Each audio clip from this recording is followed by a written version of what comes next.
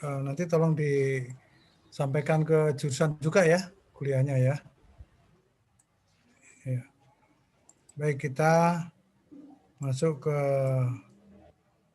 manajemen risiko ya.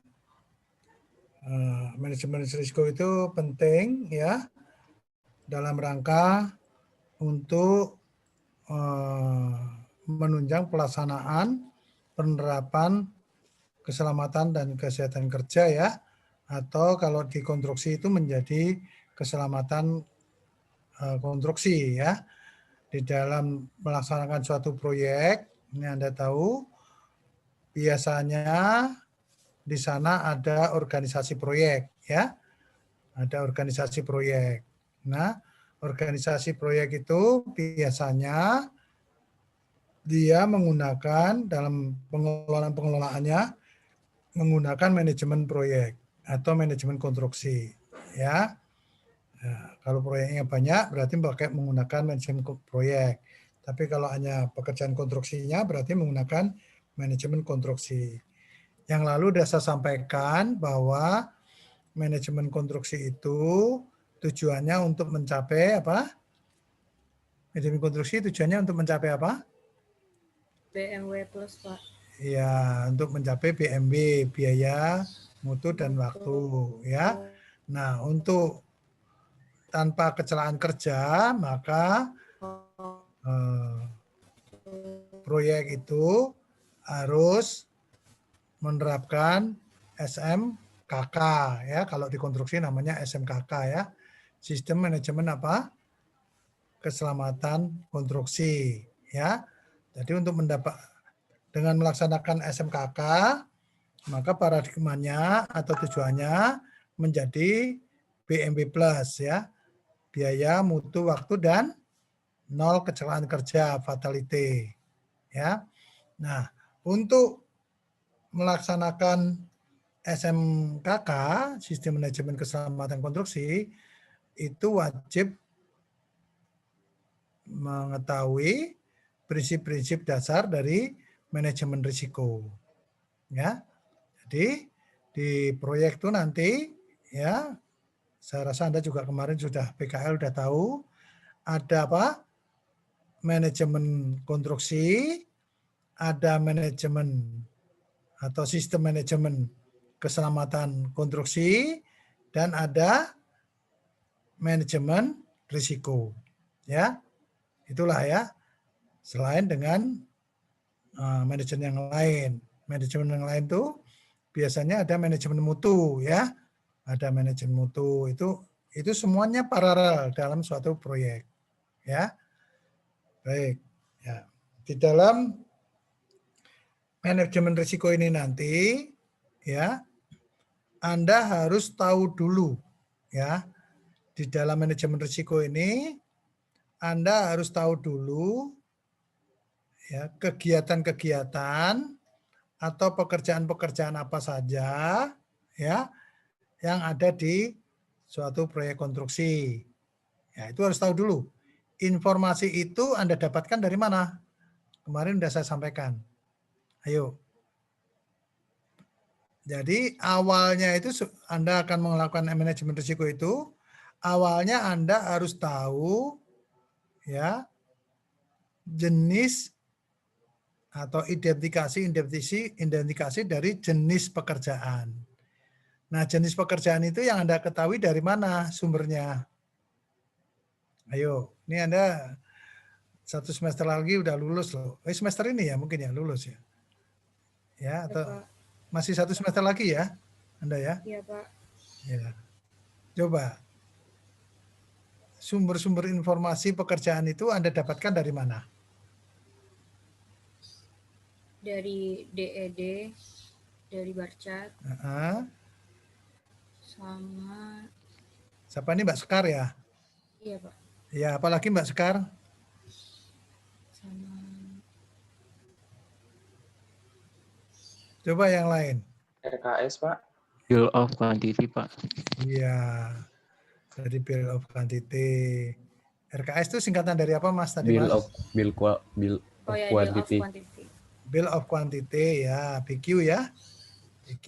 Terus apa lagi? Kalau RKS tadi singkatannya apa? Dana kerja dan syarat. Ya, kerjaan syarat. Terus apa lagi yang harus Anda dapatkan informasinya? Jadi awal daripada manajemen risiko itu, Anda harus bisa mengidentifikasi pekerjaan-pekerjaan yang akan dikerjakan ya dalam satu proyek. Nah, sumber informasinya tadi apa? Ada bill of quantity, ya, ada RKS, ada DED, detail engineering design, ya. Terus apa lagi? Ayo. Apa lagi? Loh, kok nggak tahu? Semua dokumen tender, ya, termasuk apa? Termasuk spek teknisnya, ya. Mungkin juga ada di spek administrasinya juga. Ya. Terus apa lagi? Sumber-sumber informasi yang harus Anda dapatkan. Ya. Sumber yang lain adalah adanya isu eksternal dan isu internal, ya. Isu eksternal itu datangnya dari luar memang. Instansi-instansi terkait, ya kan? Sosial budaya masyarakat setempat yang ada di lokasi, ya. Ada informasi dari subkontraktor, dari pemasok, ya. Itu semua adalah isu-isu eksternal yang harus Anda dapatkan. Sedangkan isu-isu internal itu terkait dengan ya tenaga kerja yang digunakan di lapangan, alat-alat yang digunakan di lapangan, manajemen perusahaan, itu semua adalah isu-isu internal. Nah, itu harus Anda dapatkan dulu. Ya, itu harus Anda dapatkan dulu saat Anda mau melakukan manajemen risiko. Bangunannya udah ada belum itu? Bangunannya udah ada apa belum? Ya, bangunannya itu ya kalau nanti manajemen risiko ini digunakan untuk perencanaan, tentunya bangunannya belum ada. Ya, bangunannya belum ada. Maka dasarnya Anda menyusun manajemen risiko itu ya tadi dari BQ-nya, dari DED-nya, dari itu ya. Disitulah Anda harus bisa mulai menganalisis nanti. Ya. Oke, setelah Anda tahu semuanya, tentunya Anda akan melihat tadi ya pada jenis-jenis pekerjaan tadi ya yang sudah Anda identifikasi, ada pekerjaan-pekerjaan yang tidak terlihat di dalam BQ. Ya. Mudah-mudahan Anda semua sudah tahu ya BQ ya. Di dalam BQ itu biasanya hanya pekerjaan, jenis pekerjaan ya dan volume pekerjaan dan biayanya untuk masing-masing jenis pekerjaan itu yang terpasang yang akan dibayar. Sementara pekerjaan-pekerjaan yang terkait dengan metode kerja itu tidak terlihat di BQ. Ya, ini harus Anda ingat-ingat. Justru disitulah kita ini harus bisa mengetahui ya jenis-jenis pekerjaan yang tidak terlihat di dalam BQ dan di situ banyak potensi bahaya dan kecelakaannya. Contoh apa yuk? Contoh apa? Ada yang tahu? Anda pernah melihat BQ, Bill of Quantity? Bahkan itu sekarang juga jadi tugas Anda, ya kan? Di PW1 atau PW2 ya, Anda mesti membuat BQ. Ya. Contohnya apa pekerjaan yang tidak terlihat di dalam BQ? Ayo. Wah, bagaimana ini udah pada mau lulus nih? Pekerjaan beton ada nggak di dalam BQ? Ayo saya tanya. Pekerjaan beton ada nggak di dalam BQ?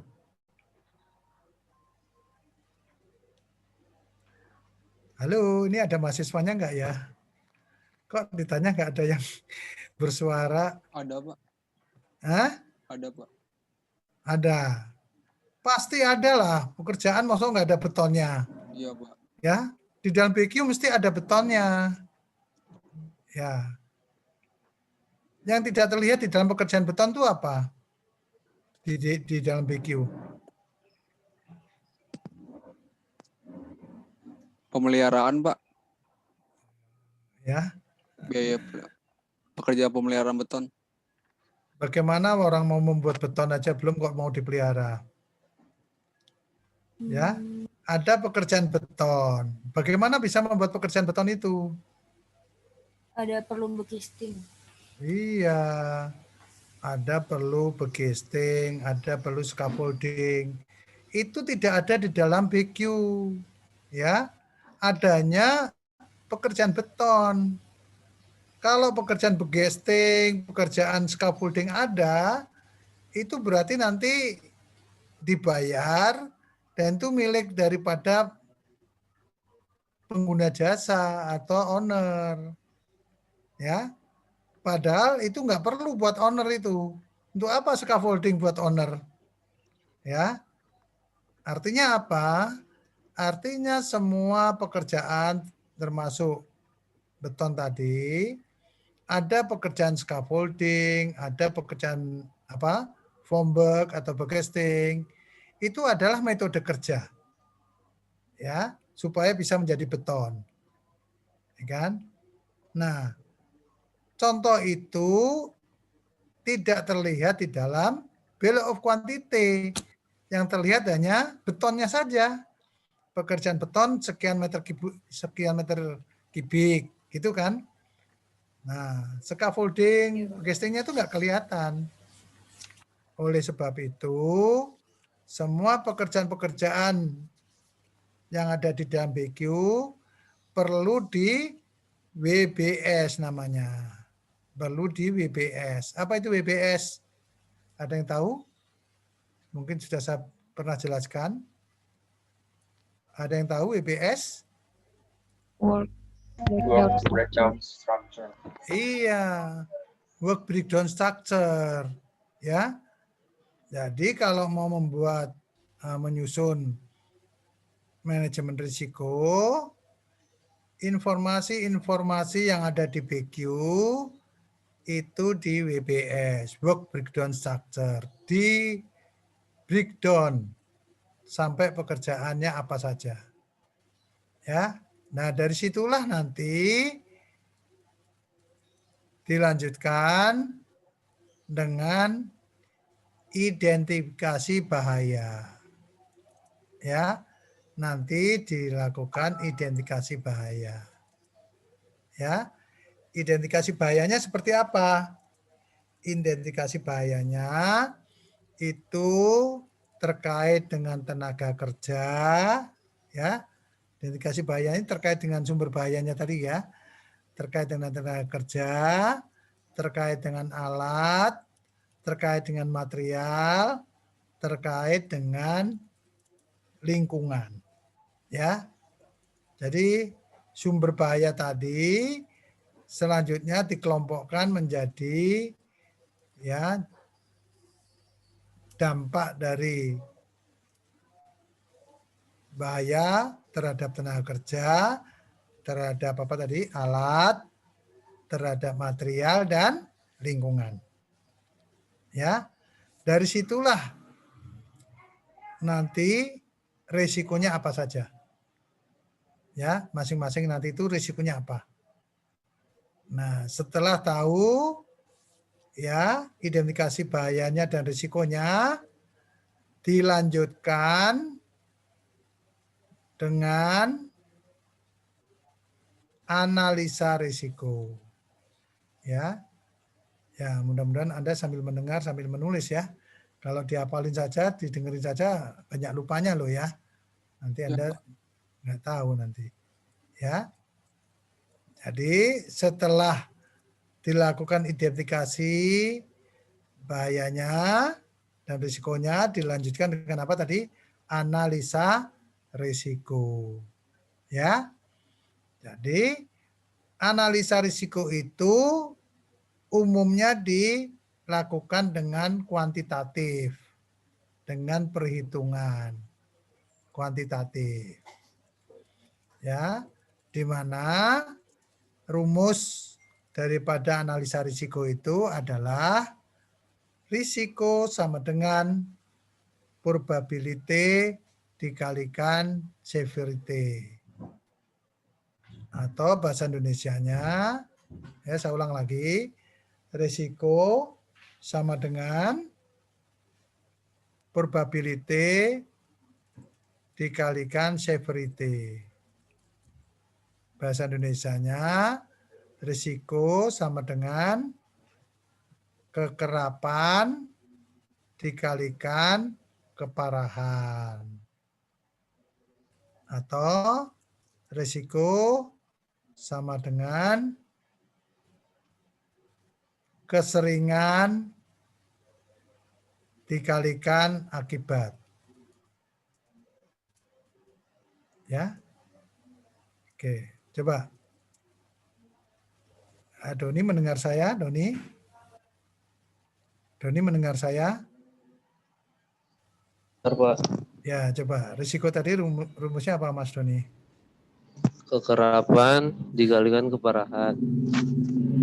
Terus, apa lagi? Keseringan dikalikan akibat. Oh iya, ya. Baik, ya dari situ. Jadi nanti Anda harus tahu masing-masing skalanya dari keseringan dan harus tahu skalanya dari keparahan. Ya. Nanti berupa angka ya. Nah, skalanya itu masing-masing itu 1 sampai 5. Kalau menurut Permen 21 PUPR. Mudah-mudahan Anda sudah download ya Permen 21-nya. Ya. Keparahan juga demikian, skalanya 1 sampai 5. Nah, hasil kali antara kekerapan dan keparahan tadi itu untuk mendapatkan tingkat risiko. Jadi setelah hasil risiko, ya, setelah apa tadi analisa risiko ada hasilnya. Hasilnya itu untuk apa? Menetapkan tingkat risiko.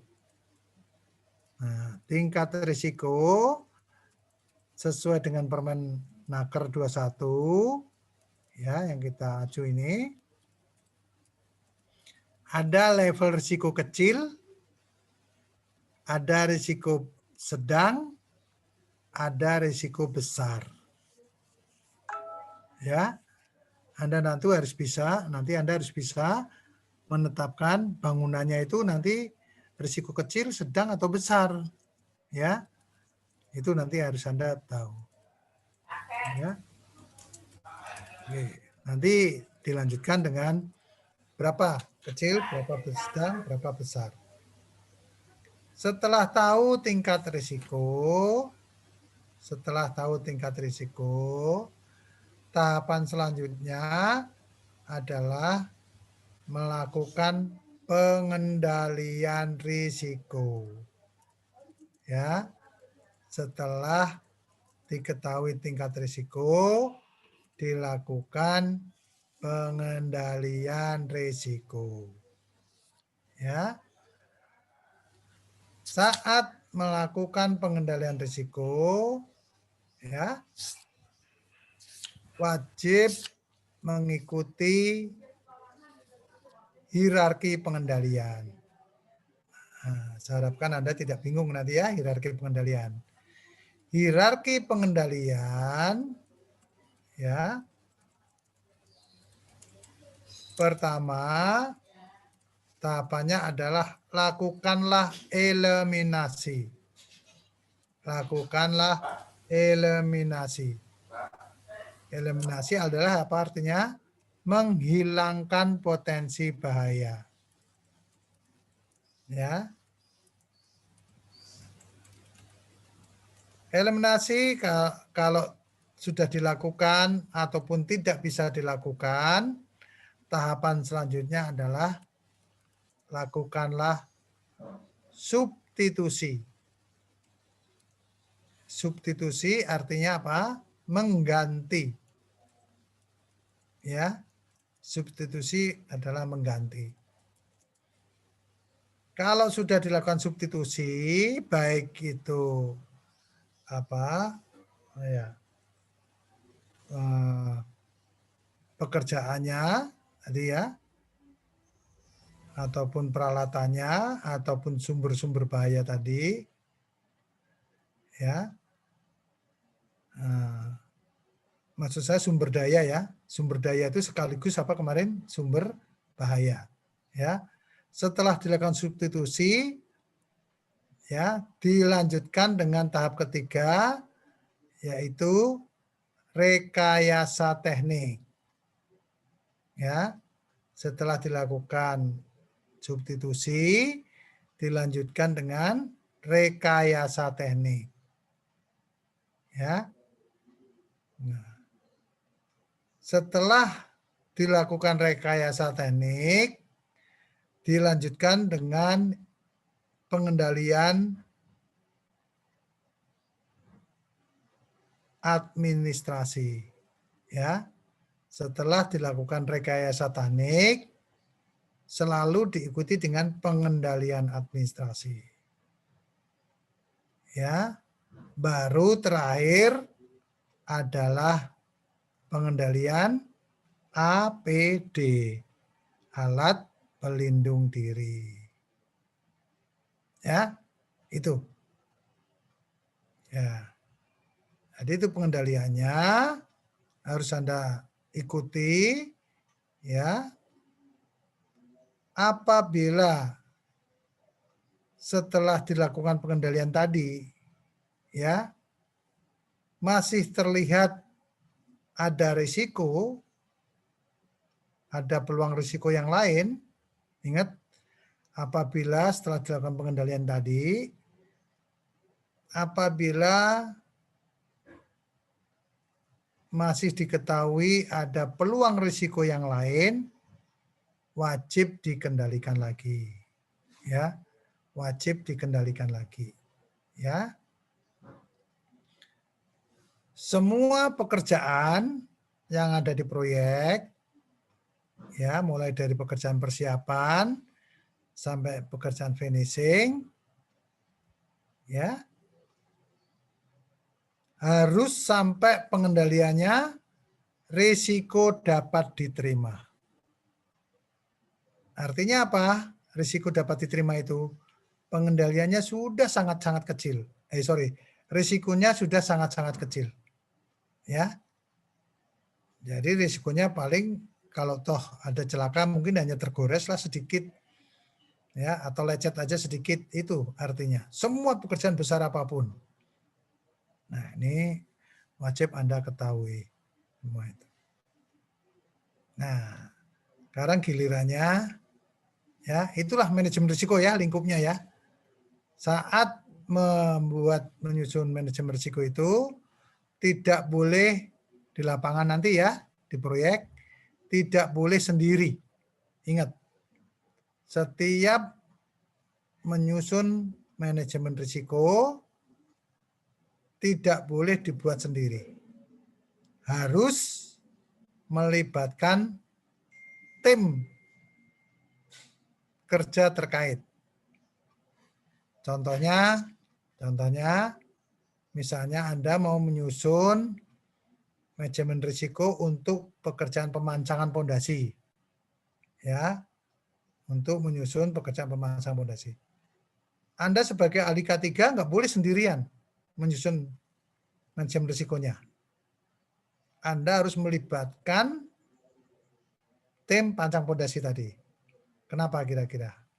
Ada yang tahu nggak? Kenapa? Karena tim pemancang itulah yang tahu persis kapan, berapa kali terjadi kecelakaan. Ya kan? saat dia memancang. Kalau terjadi kecelakaan, akibatnya apa? Ya, mereka yang tahu. Ya, oleh sebab itu memang tidak boleh menetapkan ya keseringannya, kekerapannya, keparahannya atau akibatnya itu seorang ahli K3 sendiri. Ya, paham ya? Oke, sekarang siapa yang bisa memberikan contoh pengendalian? Ayo. Mbak Sakila, mendengar saya enggak? Sakila, halo. Halo Pak. Ya, gimana sehat Anda? Alhamdulillah Pak sehat. Iya, sehat ya. Baik. Pengendaliannya tadi ada berapa tahapan, Mbak Sakila? Aduh. Tahapan, ada 5 Pak. Ya, apa saja, Mbak? Melakukan eliminasi, melakukan substitusi, rekayasa teknik, pengendalian administrasi, dan pengendalian APD. Ya, baik. Ada yang bisa memberitahu, menyampaikan contoh-contoh daripada pengendalian tadi? Kalau tadi tahapannya, yang saya tanyakan sekarang contoh-contohnya. Yuk, siapa bisa? Mas Galih bisa nggak? Galih, Galih mendengar saya? Halo, Galih. Iya, Pak. Ya, contohnya apa, Mas? Tahapan pengendalian tadi. Bisa nggak? Belum, Pak. Oh, tapi kalau nyebutkan tahapan pengendalian, tahu nggak? Tahu, Pak. Apa saja tadi pengendaliannya? Pengendalian eliminasi, substitusi, rekayasa konstruksi, pengendalian APD, dan administrasi, Pak. Wah, lah itu kamu. Yang salahnya di mana? Rekayasa. Ada yang tahu nggak? Ini Galih nggak catat, jadi dia tahapannya terbalik-balik. Maaf, Pak. Iya kan? Makanya harus dicatat. Kalau nggak dicatat nanti Anda terbalik-balik salah. Nanti di lapangan Anda nggak bisa ngerjakan nanti. Iya, Pak. Ya. Siapa yang bisa menyebutkan lagi? Ya. Ya, Doni bisa nyebutin nggak? Ya Pak Doni. Bentar, Pak. Ya. Yang pertama lakukan eliminasi, kedua lakukan substitusi, 3 rekayasa teknik, 4 pengendalian administrasi, 5 pengendalian APD. Oh. Ya, baik. Ya, itu ya. Kali ya, jangan terbalik-balik kali. Ya. Iya, Pak. Iya, dicatat lah makanya kalau nggak catat Anda nggak tahu nanti. Nah, sekarang contohnya, yang penting contohnya ini supaya Anda tidak salah dalam menerapkan nanti manajemen risikonya. Contoh tahapan awal tadi apa pengendalian? Eliminasi, ya. Contoh eliminasi, ya. Misalnya di lantai, ya, di lantai itu banyak bertebaran paku, ya, atau pecahan kaca. Bahaya nggak itu? Hah? Bahaya. Anda lewat situ bisa ya tertusuk dengan pecahan kaca maupun paku ya. Supaya tidak terjadi itu, lakukanlah eliminasi. Artinya diapakan itu? Pecahan kaca dan paku-paku bertebaran tadi. Dibersihkan. Hah? Dibersihkan, Pak. Iya, dihilangkan. Ya, disingkirkan. Ya, itu contoh yang paling gampang. Ya. Nah, disingkirkan itu artinya mengeliminasi, menghilangkan. Nah, kalau contohnya di proyek apa kira-kira? Yang kemarin ada PKL, banyak nggak yang dilakukan eliminasi? Ayo, contohnya apa? Ya. Contohnya misalnya jalan akses masuk proyek, ya. banyak bertebaran batang-batang scaffolding, kayu-kayu yang masih ada pakunya bertebaran. Ya. Sementara mobil mau lewat, orang mau lewat. Ada bahayanya nggak itu? Ada bahayanya, ya. Nah, tahapan awalnya apa? Tahapan awal tadi apa? Eliminasi. Eliminasi. Dengan cara apa? Disingkirkan tadi, dihilangkan. Ya, batang-batang yang bertebaran tadi disingkirkan. Nah, disingkirkan supaya rapi, bagus ya dirapikan. Ya, dipinggirkan, dirapikan, kasih rambu-rambu segala macam supaya orang lewat itu tidak terkena. Ya. Oke. Kalau dieliminasi nggak bisa, ya, kalau dieliminasi nggak bisa, maka lakukanlah tahapan yang kedua apa tadi? Substitusi. Substitusi. Contohnya, misalnya, ya, bekerja di ketinggian, ya, pasti menggunakan alat, ya, untuk mengangkat material ke atas. Alatnya apa? Alatnya apa alatnya? Tower crane. Iya, alatnya tower crane, ya. Lift barang. Ya, ada PH, ya, passenger hoist dan sebagainya.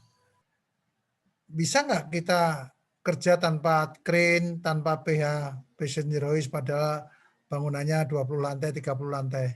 Bisa nggak? Enggak, Pak. Nggak bisa. Ya, Pak. Ya. Sementara alat yang dipunyain itu sudah rusak. Ya. Mungkin motornya rusak, mungkin kabel mesinnya, ya, WR-nya, wire rope-nya, atau selingnya, dan lain-lainnya itu rusak misalnya. Kalau tetap dipakai, bahaya nggak itu? Bahaya, ya. Misalnya alarmnya juga nggak bunyi, ya. Misalnya juga remnya, ya, muter lengannya itu tidak berfungsi, ya. Ya dia bisa muter terus, itu nanti bahaya. Ya. Nah, pekerjaannya tetap harus ada, alatnya juga harus ada. Sementara alat yang diproyek itu sudah dikatakan misalnya rusak. Jangan dipaksakan terus dipakai. Maka tahap 2 itulah baru mulai. Tahap 2 berarti apa? Tadi mensubstitusi. Artinya apa? Mengganti yang bagus. Jadi kalau alatnya udah diganti, nggak bakalan ada celaka. Ya. Ya. Alatnya nggak bagus dipaksakan. Ya, terjadilah kecelakaan. Ya, towernya roboh, ya. Material yang diangkat lepas, kan itu ya. Itu contohnya. Saya harapkan nanti Anda harus bisa memberikan contoh. Nah, tahap ketiga tadi apa? Rekayasa teknik. Ya. Kalau toh alat itu satu-satunya dan tetap harus dipakai, maka lakukanlah rekayasa teknik. Rekayasa teknik artinya apa? Merekayasa yang rusak tadi, ya, dibetulkan sampai bisa. Atau ya, untuk menunjang pekerjaan di ketinggian dipasanglah scaffolding. Ya. Nah, scaffolding, metode kerja semuanya itu adalah rekayasa teknik.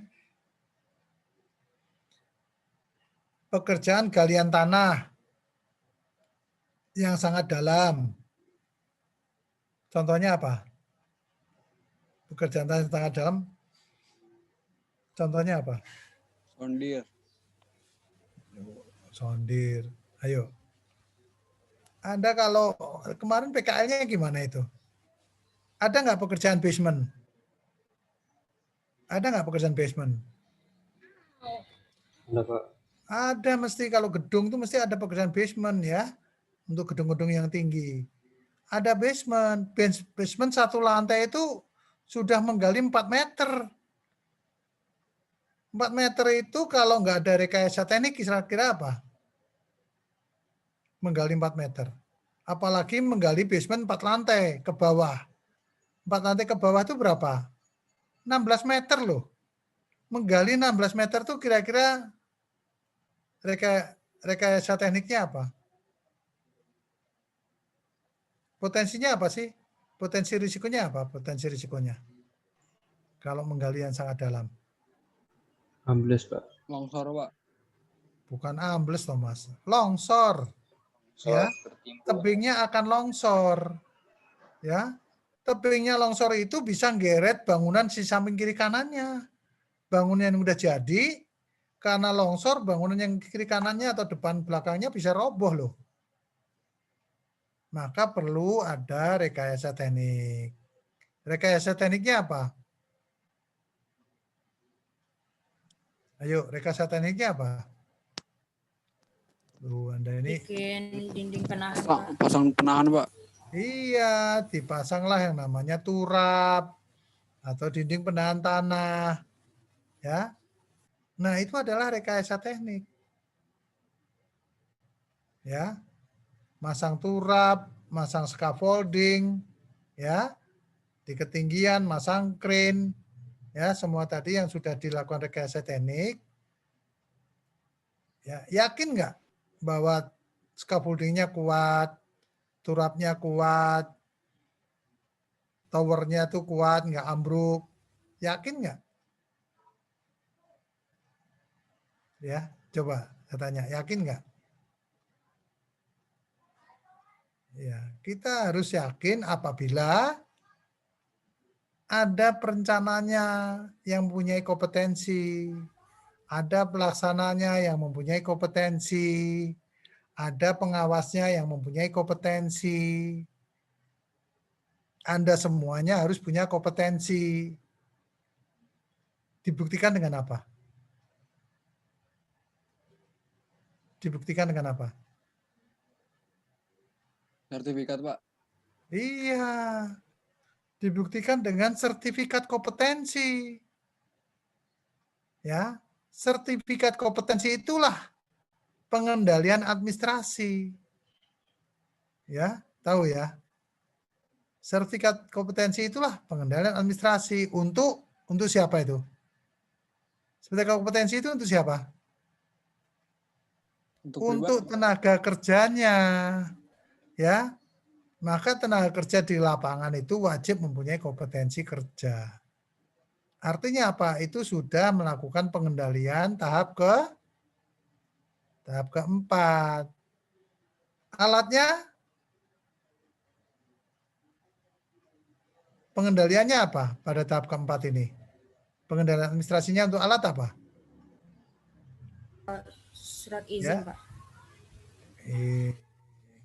Untuk alat itu pengendaliannya adalah SILO, surat izin layak operasi, ya, atau SIA, surat izin alat, ya. Manusianya pengendalian adalah sertifikat kompetensi.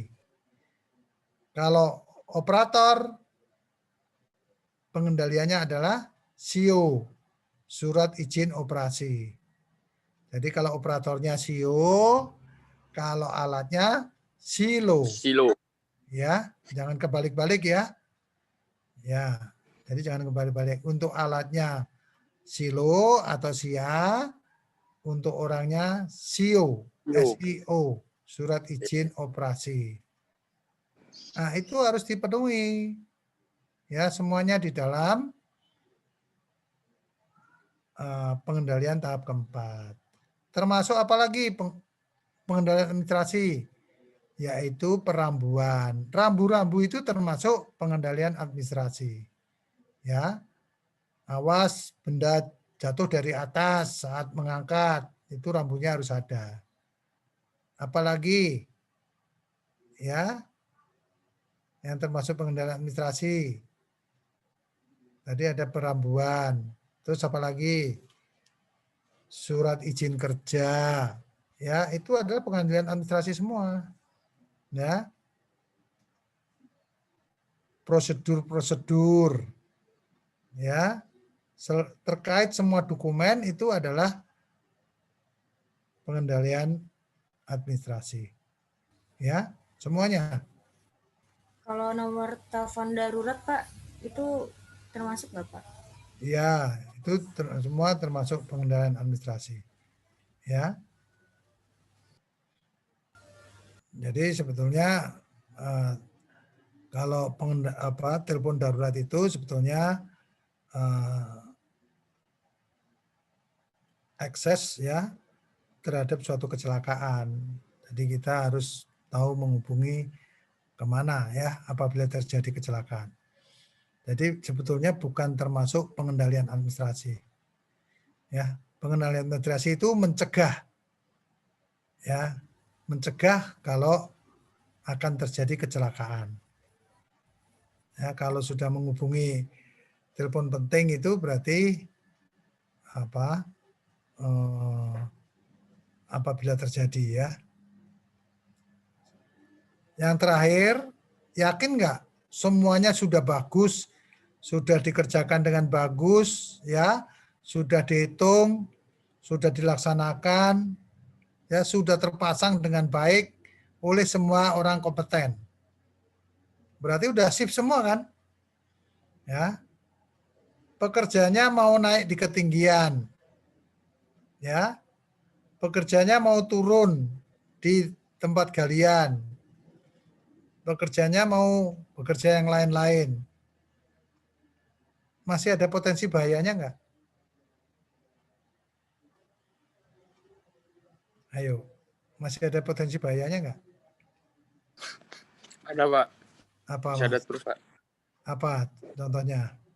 Misalnya orang bekerja di ketinggian. Semuanya scaffoldingnya udah bagus, sudah terpasang semuanya, udah rapi. Ya, kira-kira apa yang terjadi, Mas? Bisa resiko jatuh, Pak. Itu Pak. Iya. Tenaga kerjanya masih bisa berisiko jatuh. Iya Pak. Bisa terpleset jatuh. Ya, bisa terbentur. Ya, bisa tergores karena naik ke atas ada konstruksi-konstruksi ya. Nah, untuk itu dilakukanlah perlindungan yang paling terakhir, pengendaliannya apa itu? APD. Supaya nggak jatuh, ya kerjanya pakai APD apa? Safety body harness ya. Supaya kepalanya tidak terbentur, ya. Helm. Ya harus dilindungi dengan helm, ya. Supaya badannya, tangannya tidak tergores, ya pakai baju kerja, pakai sarung tangan, begitu, ya. Nah, jangan seperti yang kalau saya audit di perusahaan-perusahaan itu, selalu pengendaliannya paling awal adalah APD. Itu paling salah itu. Nanti kalau Anda kerja jangan seperti itu, ya. Jangan pengendaliannya paling awal APD, salah. Contoh nih, orang pakai APD lengkap. Ya, orang pakai APD lengkap. Yang harganya juga mahal-mahal, mutunya juga bagus. Kira-kira kalau kejatuhan balok beton atau girder jembatan aja lah, balok jembatan yang sangat besar itu, pekerja tadi yang pakai helm, pakai segala macam lengkap tadi, APD lengkap, kalau kejatuhan girder jembatan atau balok jembatan, kira-kira selamat nggak? Nggak selamat. Meninggal Pak. Meninggal. Itulah, jangan mengedepankan pengendalian awal itu APD. Nggak ada gunanya. Ya, kalau pengendalian yang awal tadi, eliminasi, substitusi, rekayasa teknik, pengendalian administrasi, dilakukan lebih dahulu. Paham kira-kira? Ya. Mbak. Ya, itu nanti karena menjadi tugas Anda ini habis ini. Ya. Baik, sampai sini ada yang mau tanyakan nggak? Ayo, Ada yang mau tanyakan nggak? Nanti kalau ditanya nggak mau jawab, nanti pas ditanya nggak ngerti. Ayo, paham semuanya nih? Baik. Ini supaya tidak terlalu tegang. Ini saya lihat tuh wajah-wajahnya tegang semua ini. Ya. Sekarang kita sama-sama senyum. Ya, ya, semuanya senyum ya. Saya hitung. 1, 2, 3, senyum. Nah, kalau senyum ini kan cantik-cantik, cakep-cakep. Sekarang senyumnya yang lebar. 1, 2, 3, ngakak boleh. Ya, ha gitu. Ya, gitu loh. Jadi jangan, waduh, saya lihat ini kok terlalu tegang banget ya. Ya, belajar tuh yang menyenangkan gitu ya, yang menyenangkan. Ya, jangan wah kayaknya mukanya burem semua nih. Padahal cantik-cantik, cakep-cakep ya Anda semua nih. Tapi kalau burem semua ini jadi nanti cepet tua loh, ya. Orang kalau enggak seneng senyum tuh nanti cepet tua. Ya.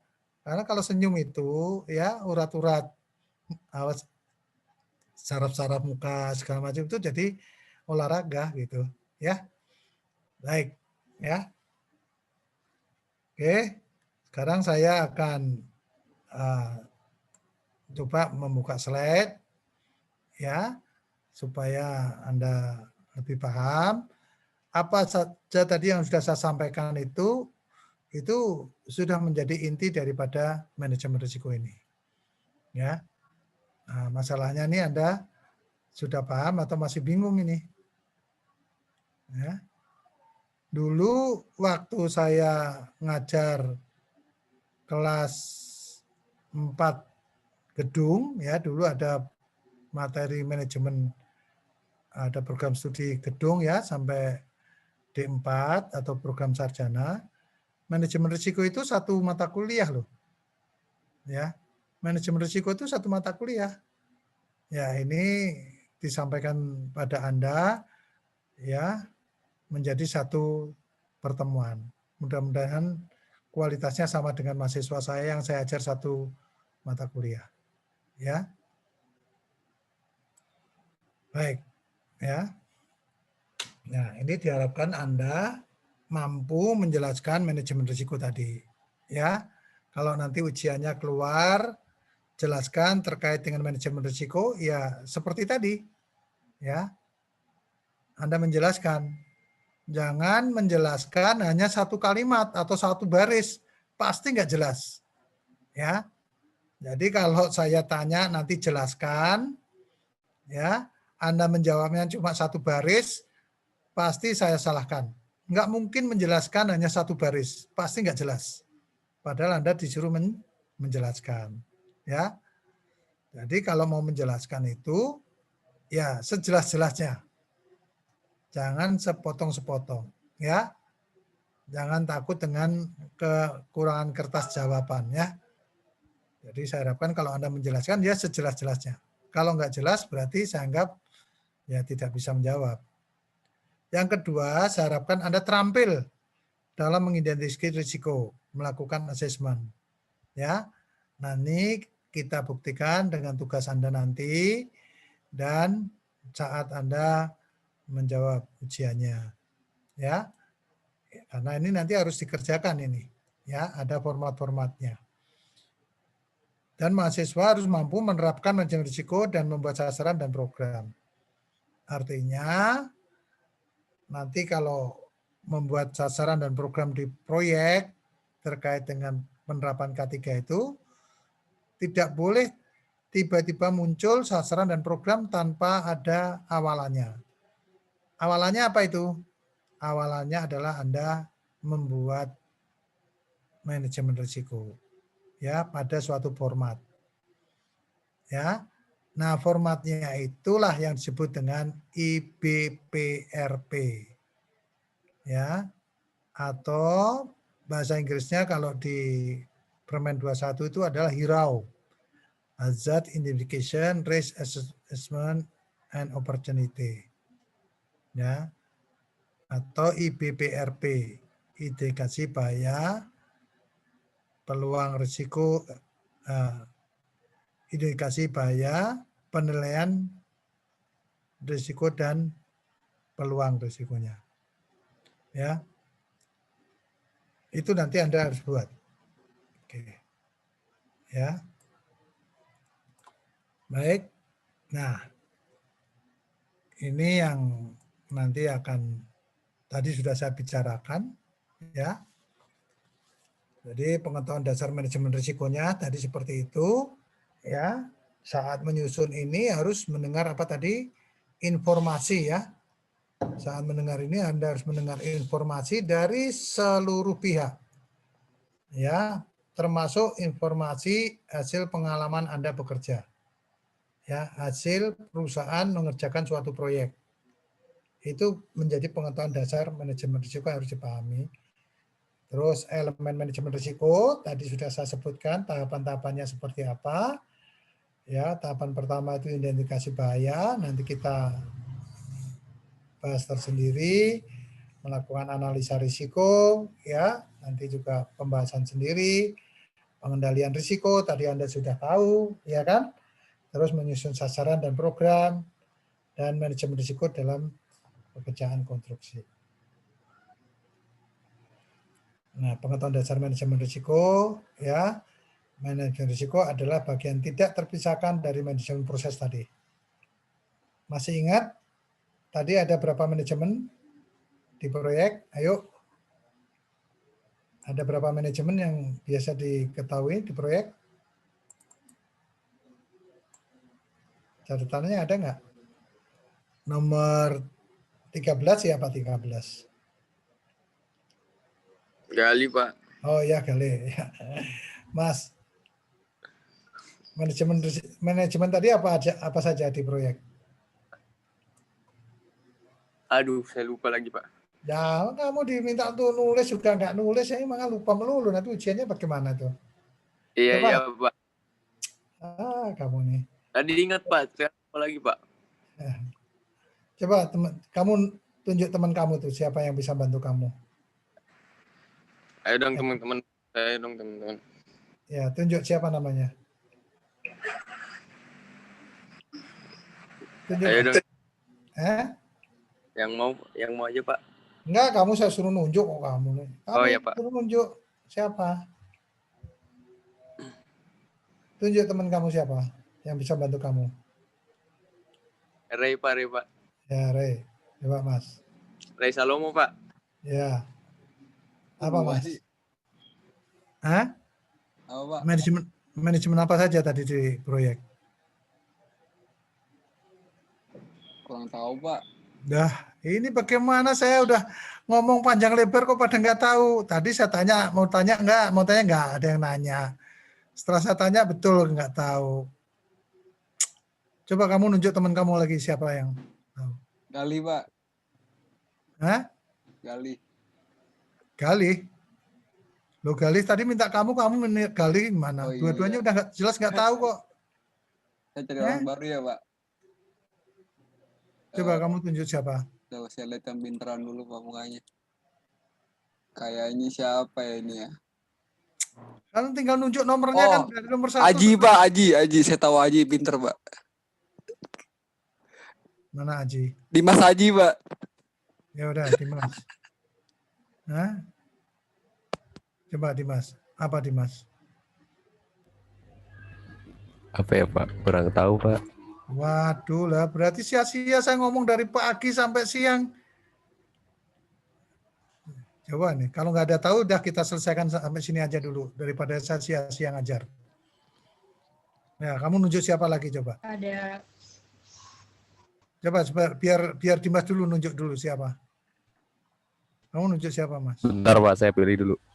Alah, tinggal nyebut aja kok nomor 1 sampai 23 kok. Sekar Miftah, Pak. Sekar Miftah. Ya, coba Sekar Miftah, coba. Nggak ada orangnya. Ada manajemen konstruksi, Pak. Halo.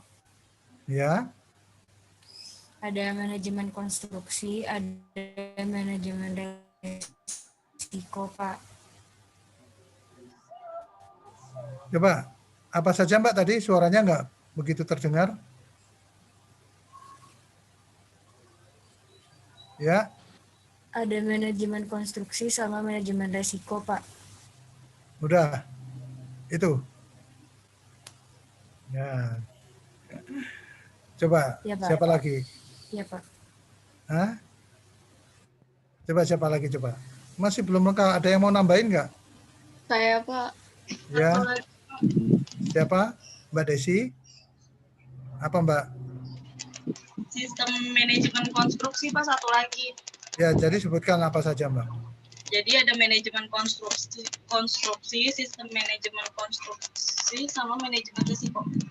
Nah, begitu ya. Jadi nggak sia-sia gitu loh saya ngajar. Kalau saya ngajar nggak ngerti itu saya jadi akhirnya juga merasa apa ya, sia-sia gitu. Jadi meskipun ini kuliahnya virtual ya, Anda juga harus memperhatikan betul dan harus catat gitu.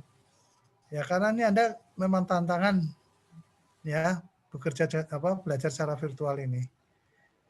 Ya. Meskipun Anda di rumah itu ya kuliah soalnya ini. Ya, bukan terus ya bisa di samping yang lain-lain Anda terus mendengarkan musik, mendengar apa gitu kan saya nggak tahu juga kalau Anda mendengarkan musik ini. Ya kan? Sehingga Anda tahu betul gitu loh. Ya. Jadi saya ngajarnya nggak sia-sia gitu. Ya. Jadi manajemen itulah yang mendasari nanti ya dalam menyusun suatu kegiatan pada pekerjaan proyek ya. Karena intinya kita nanti apa? Ingin mendapatkan pekerjaan tanpa kecelakaan kerja. Ya. Dari konsep yang lain ada manajemen risiko adalah bagian dari proses kegiatan di dalam organisasi, gitu ya. Manajemen risiko adalah bagian dari proses kegiatan. Bagian dari proses kegiatan itu berarti bagian dari manajemen yang lain tadi itu ya. Terdiri dari multidisiplin ilmu keilmuan tadi itu ya. Ada manajemen proyek, ada manajemen konstruksi, ya, dan manajemen lain ya. Terus manajemen risiko adalah proses yang berjalan terus-menerus ya. Artinya apa ini? Manajemen risiko itu akan digunakan mulai dari pekerjaan perancangan suatu proyek sampai pekerjaan pelaksanaan bahkan sampai bangunannya itu digunakan, dioperasionalkan, bahkan sampai bangunannya itu dibongkar. Ya, jadi itu manajemen risiko itu tetap digunakan terus. Ya, manajemen risiko itu tetap digunakan terus. Baik. Ya, saya lanjutkan. Nah, ini nanti tolong dibaca aja. Ini beberapa konsep tentang risiko ya. Sangat banyak sekali ya. Intinya adalah bagaimana melakukan pengendalian ya sehingga tidak terjadi kecelakaan kerja ya maupun penyakit akibat kerja. Ya, nanti ini dibaca aja. Ya. Konsep risiko ini semua orang menyadari bahwa dunia penuh dengan ketidakpastian kecuali kematian. Kematian sendiri pun kita nggak tahu kapan datangnya ya. Itulah karena ketidakpastian disitulah banyak yang namanya risiko. Mengenai kapan dan penyebabnya ketidakpastian mengakibatkan adanya risiko. Itu tadi ya. Bagi pihak-pihak berkepentingan lebih dalam dunia bisnis tentunya ya. Ketidakpastian beserta risikonya merupakan suatu yang tidak dapat diabaikan ya. Begitu saja, namun demikian harus diperhatikan secara cermat bila yang menginginkan kesuksesan. Jadi kalau ingin selesai bangunannya tanpa kecelakaan kerja ya harus betul-betul semua dilakukan dengan baik, semua dilakukan dengan prinsip-prinsip manajemen risiko tadi. Ya, nah, tidak bisa di proyek itu semua berjalan otomatis, tidak bisa. Ya. Tidak bisa semua berjalan otomatis. Karena di proyek itu masih mengandalkan sumber daya tadi. Ada orang, alat, material, metode kerja, lokasinya, dan sebagainya tadi ya. Jadi nggak bisa otomatis. Disitulah banyak terjadi risikonya ya. Nah, jadi ini masih konsep-konsepnya ya. Intinya adalah bagaimana kita mengendalikan sebesar-besarnya untuk meminimkan atau meminimalisasikan atau justru bisa menghilangkan suatu risiko. Intinya itu. Ya. Nah, teori-teori tentang manajemen risiko itu banyak berkembang ya. Silakan mana aja karena intinya adalah mengendalikan adanya potensi bahaya tadi. Ya. Ada 5 langkah kegiatan manajemen risiko ini harus dipahami betul. Ya. Ya, pertama mengidentifikasi bahaya. Tadi di awal sudah saya sampaikan. Kedua, menilai dan memprioritaskan risikonya. Jadi setelah dinilai, nanti Anda akan tahu ada risiko besar, risiko sedang, sama kecil. Mana yang diprioritaskan di dalam pengendalian? Biasanya adalah yang risiko besar dan risiko sedang. Nah, semua tadi itu Anda tuliskan di dalam format IBBRP ya. Identifikasi bahaya, penilaian risiko, pengendalian dan peluang risiko ya. Terus menerapkan pengendalian risiko ya, mengendalikan tadi, memantau dan meninjau ulang pengendalian risiko ya selama proyek sampai proyeknya serah terima. Ya. Kemarin sudah saya sampaikan tahapan serah terima itu ada apa saja? Tahapan serah terima. Ada yang tahu nggak? Tahapan serah terima apa saja? Nomor 8 siapa? Nomor 8 siapa? Nomor 8? Saya, Pak. Ya. Apa, Mas?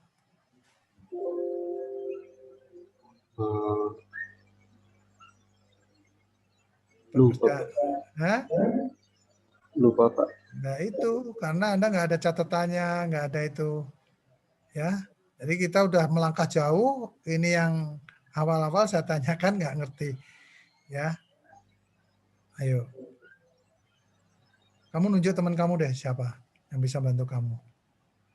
Jadi belajar jangan sampai sia-sia gitu loh, maksud saya itu.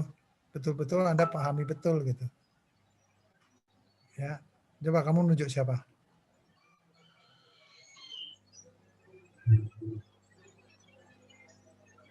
Tinggal nunjuk aja kok lama banget toh Mas.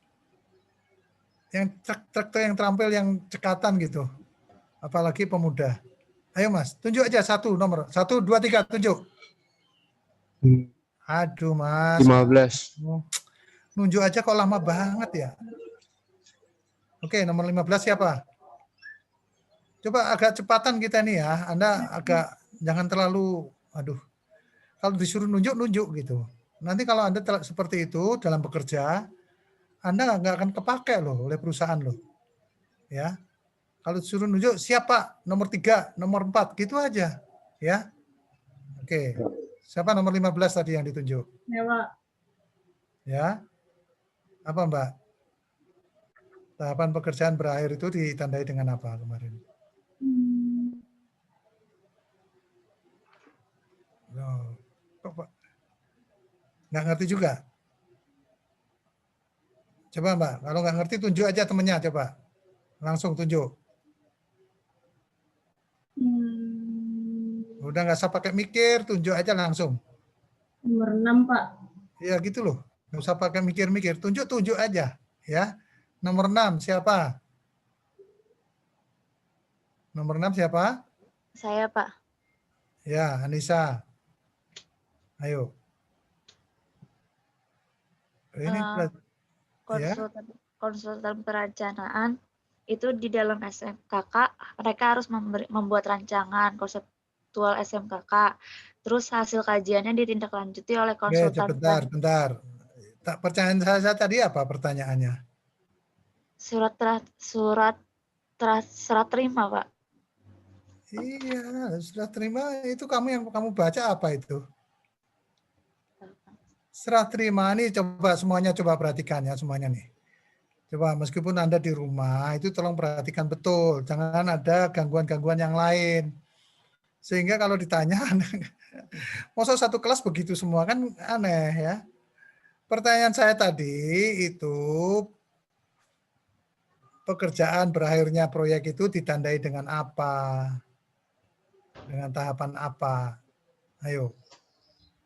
FHO, Pak. PHO, Pak. Ya. PHO. Apa itu? Proporsional handover, Pak. Ya. Terus? Pekerjaan berakhir ditandai dengan kegiatan apa? Kegiatan serah terima pekerjaan yang pertama progresnya harus 100%, selama 3 bulan dilakukan pekerjaan pemeliharaan. Setelahnya itu FHO, Pak. Iya. Jadi jawabannya adalah ditandai dengan adanya FHO. FHO itu apa? Final handover. Iya. FHO itu adalah final handover. Serah terima terakhir. Ya.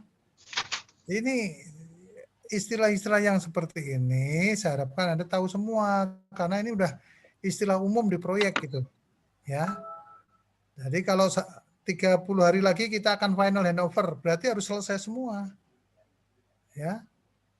Ya, sebelum final handover ada masa pemeliharaan selama 3 bulan. Dan diawali dengan apa? Kegiatan PHO, professional handover. Ya. Gitu ya. Sebelum PHO biasanya ada apa? Kegiatan apa?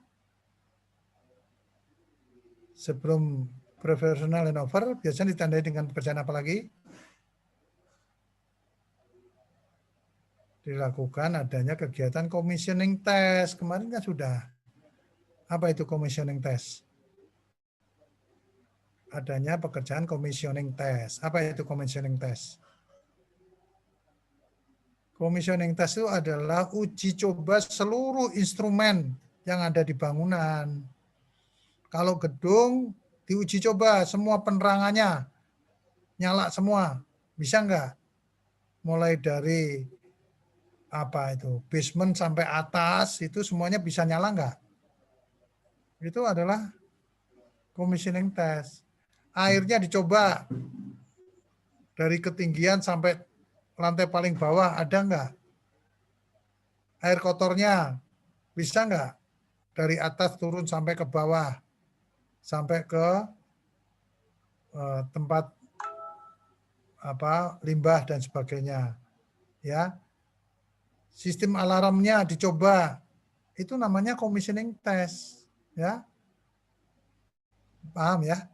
Nah, karena commissioning test itu harus didampingi oleh ahli K3. Ya. Nah, mudah-mudahan nanti kalau saya tanya Anda tidak bingung lagi. Ya. Jadi memantau dan meninjau ulang pengendalian risiko tadi ya. Itu menerapkan pengendalian risiko mulai dari pekerjaan awal sampai pekerjaan akhir ya. Nah, itu semua ditulis di dalam IBPRP. Kalau dulu namanya IRADISI. IRADISI itu adalah Hazard Identification Risk Assessment Determinant Control. Ya. IRADISI itu juga namanya IBPRP. Ya, sama yang sekarang cuma beda. Kalau dulu IBPRP itu identifikasi bahaya, penilaian dan pengendalian. Ya. Jadi ini berkembang terus. Ya. Baik, ya. Apa yang dimaksud dengan tingkat risiko? Tingkat ada tinggi rencana risiko diukur berdasarkan akibat atau konsekuensinya, seberapa besar akibat timbul bila risiko itu benar-benar terjadi. Kedua, karena adanya kemungkinan terjadi atau likelihood. Ya, seberapa besar kemungkinan risiko itu dapat terjadi. Apakah setahun sekali, setahun 2 kali, 3 kali, dan sebagainya. Itu ya maksudnya gitu ya. Nah, ini ada contoh suatu risiko dikatakan rendah bila kecil akibatnya dan kecil kemungkinannya. Ya, kalau antara kemungkinan dan akibatnya kecil, ya risikonya kecil. Nah, biasanya disajikan dalam bentuk metrik ya, di mana ada risiko, di mana ada sumber-sumbernya. Ya, risiko ada kemungkinan, ada akibat, sumber-sumbernya dari internal maupun eksternal. Ya tadi ya. Nah, internal kemungkinan dapat dikendalikan, akibatnya juga dapat dikendalikan. Eksternal ada yang dapat dikendalikan ya atau yang tidak. Ya, akibatnya sebetulnya bisa dikendalikan. Ini yang saya tulis merah, artinya pada dasarnya seluruh risiko dapat dikendalikan. Pada dasarnya itu. Jangan sampai ada kata-kata dari ahli K3, ya, ada kecelakaan, sudah bilangnya itu nasib Pak. Tidak boleh ya. Nasib Pak, itu Pak, sudah takdirnya. Tidak ya. Tidak. Karena apa? Kalau dari kacamata ahli K3, pada dasarnya seluruhnya itu bisa dikendalikan. Artinya apa? Artinya proses pengendalian dari eliminasi sampai substitusi itu harus dilakukan dulu semuanya. Kalau itu dilakukan semuanya, pasti tidak akan terjadi kecelakaan. Ya. Contohnya apa? Ya. Kalau ada bahaya yang mengakibatkan kecelakaan, kalau dihilangkan bisa nggak akan terjadi kecelakaan. Ya, contohnya itu tadi. Ya, mungkin ada gelas tuh di meja Anda. Ya, gelas isinya kopi atau isinya teh atau air putih. Ya, coba dekat tangan Anda di situ. Ada risiko apa kira-kira gelas itu? Di dekat di meja Anda itu. Kalau dekat dengan tangan Anda, dekat dengan komputer Anda. Tumpah. Iya. Bahayanya tumpah. Ya. Tumpah, gelasnya pecah. Ya, bisa tertusuk kita. Apalagi kalau terkena mata. Caranya Anda mengeliminasi apa? Caranya Anda mengeliminasi gelas itu apa? Yang di meja Anda itu. Hah? Dipindahin Pak. Iya, dipindahin. Pindah di meja yang lain kayak atau pindah jauh dari jangkauan Anda, ya misalnya itu. Itu artinya mengeliminasi. Jadi kalau gelasnya pecah tadi karena dekat tangan Anda, ya, itu bisa nggak dikatakan takdir? Atau udah apa? Sudah takdirnya, ya? Bisa nggak dikatakan gitu? Tidak bisa dikatakan itu karena Anda tidak melakukan tahapan eliminasi. Itu ya. Itu berlaku untuk semua kegiatan di proyek. Ya. Kalau semua tahapan tadi dilakukan dengan baik di proyek, insya Allah nggak akan terjadi kecelakaan. Karena tahapan-tahapan tadi itu betul-betul dilakukan. Itu nanti pekerjaan Anda kalau di lapangan memastikan itu semuanya. Ya. Memastikan itu semuanya. Oke, ya. Dari tahapan ini pun sendiri itu juga bisa Anda pakai untuk tugas akhir kalau Anda nanti mau mengambil K3, ya. Baik, saya lanjutkan. Kalau dilihat dari tahapannya ya dalam manajemen risiko itu ya lakukan identifikasi risikonya ya. Tadi sudah katakan indikasi risiko itu ada faktor eksternal, ada faktor internal ya, mungkin juga risiko terhadap teknikalnya, keteknikannya, mungkin juga risiko bisa terkait dengan legalnya, ya. Legal itu terkait dengan dokumen-dokumennya, ya. Eksternal, ya, bisa diprediksi ya, itu bisa terjadi terkait dengan regulasinya, ya, aturan-aturan eksternalnya apa saja, ya. Mungkin juga adanya natural hazard, ya, ada side effect, completion dan sebagainya, ya, yang bisa diprediksi, ya. Mungkin kalau kita belajar bisnis, karena manajemen risiko itu bisa dipakai untuk bisnis, ya, bisa untuk K3, bisa untuk perbankan, bisa untuk marketing.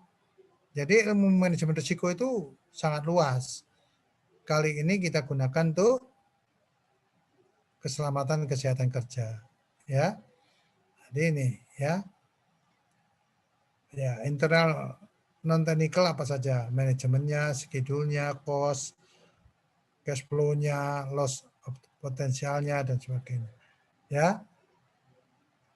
Ini adalah kategori sumber risiko. Nah, pada framework-nya, ya, pada pola pikir, pada manajemen risiko ini diawali semua dengan identifikasi, ya. Semua selalu diidentifikasi, baik identifikasi pekerjaannya maupun identifikasi risikonya. Setelah itu dilakukan klasifikasi, ya, dihitung untuk menetapkan risiko kecil, risiko sedang maupun risiko besar, ya. Jadi dilakukan klasifikasi dengan menggunakan metode analisis, ya, dengan metode analisis, ya. Nah, di sini dalam menganalisa itu, ya, kita harus melihat informasi-informasi di luar tadi, ya, termasuk ada risk attitude-nya, ya, risiko sikap kerjanya seperti apa, ya. Nah, terus untuk mendapatkan risiko apa? Jadi saya ulang lagi. Ya, di sini, ya. Jadi seperti apa responsesnya, ya, harus apa aja yang harus dikendalikan, ya, itu maksudnya, ya. Nah, kalau dilihat dari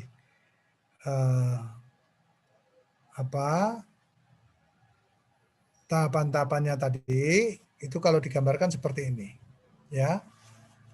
Yang jelas kita ingin mendapatkan DNB plus tadi, ya.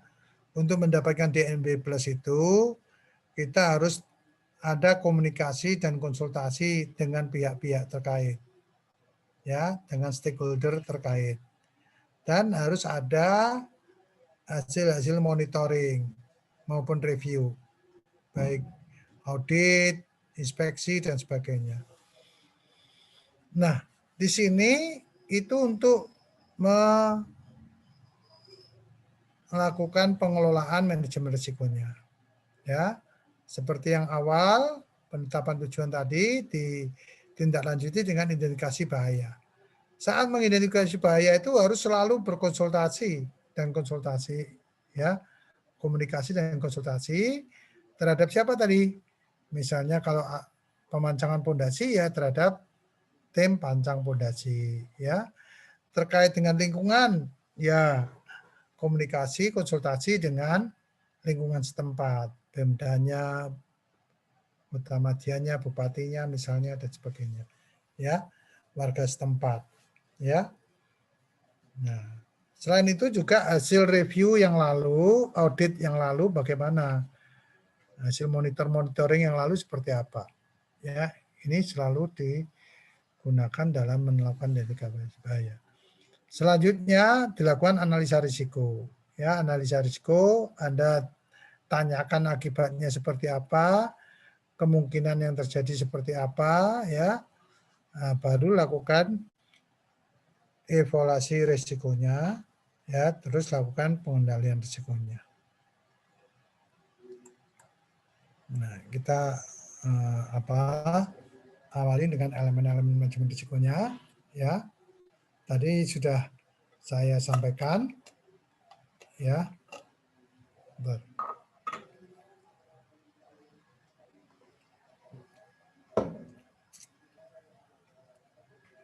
Ya, ini elemennya.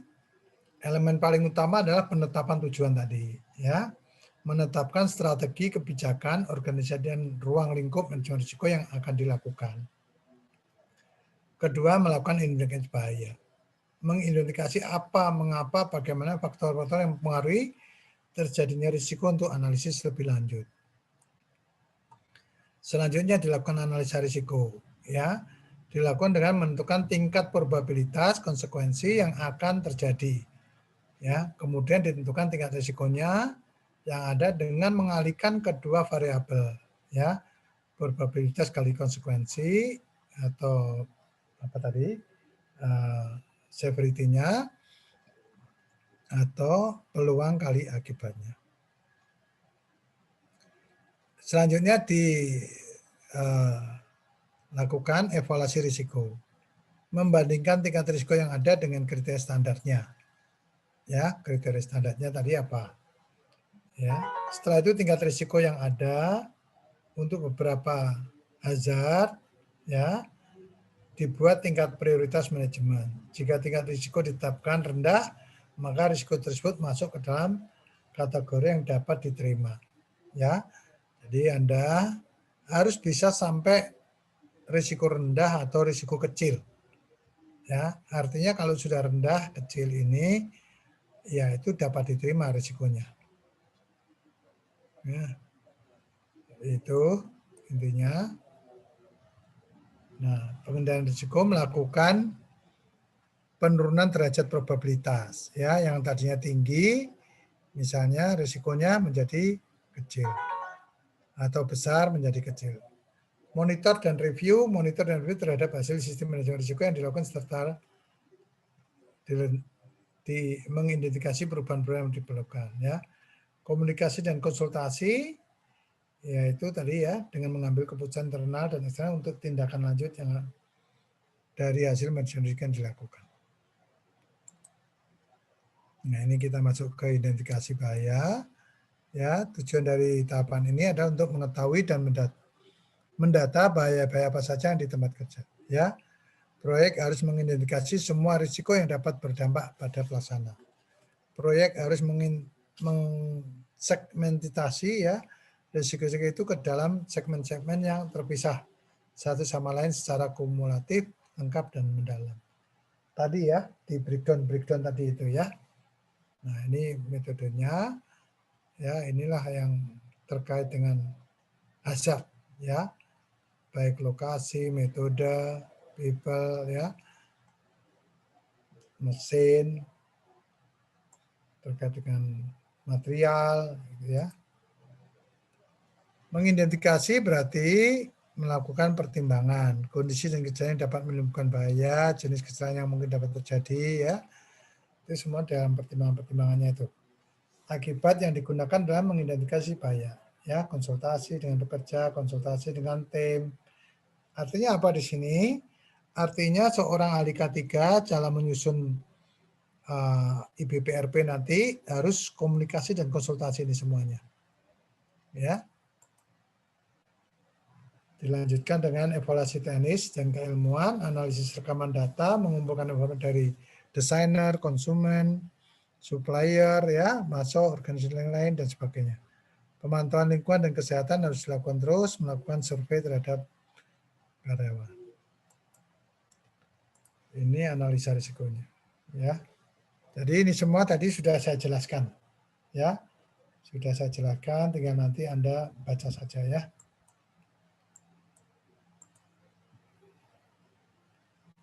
Ya, artinya di sini merupakan proses untuk memenuhi prioritas pengendalian terhadap tingkat risiko kecelakaan akibat kerja. Ini dalam menilai risiko, ya. Tujuannya untuk menentukan prioritas untuk tindakan lanjut karena tidak semua aspek bahaya potensial dapat ditindaklanjuti. Jadi mungkin ada ya beberapa yang tidak bisa ditindaklanjuti ya. Baik. Ya. Risiko K3 ya, ini risiko K3-nya. Risiko K3 adalah perpaduan antara peluang dan frekuensi yang terjadinya peristiwa K3 yang dengan akibat yang ditimbulkan dalam kegiatan konstruksi. Mempunyai dua dimensi, parameter itu peluang, probability, dan akibat dan konsekuensi. Nah ini tadi rumusnya ya, risiko sama dengan probability kali konsekuensinya. Atau risiko sama dengan peluang kali akibat. Ya.